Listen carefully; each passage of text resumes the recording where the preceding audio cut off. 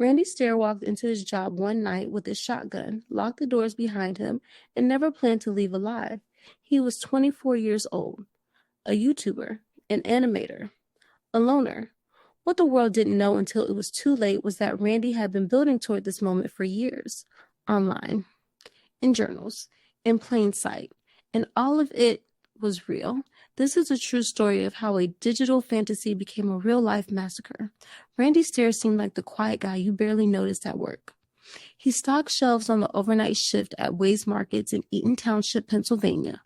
Quiet, polite, always kept to himself. But behind that silence was a different world. Randy wasn't just a grocery store employee. He was also a YouTuber. Under the channel name Pioneers Productions, he uploaded animations, short films, and video diaries. What started out as quirky creative work slowly took a disturbing turn. His videos became darker, his monologues more isolated, and over time, Randy became obsessed with the fictional ghost girl Ember McLean from the Nickelodeon show Danny Phantom.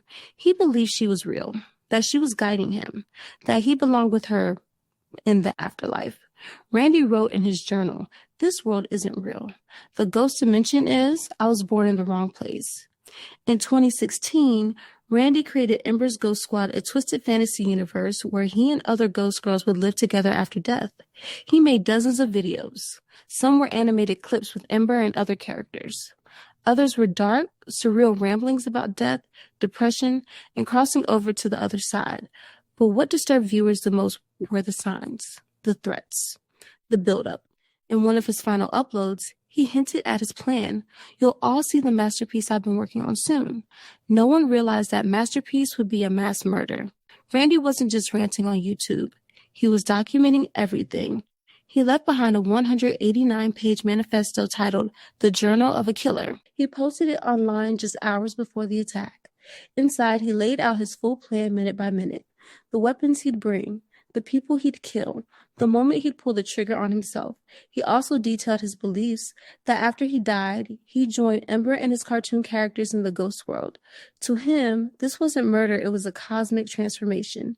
The manifesto is one of the most disturbing pieces of evidence ever published by a mass shooter. June 8th, 2017. It was a normal overnight shift.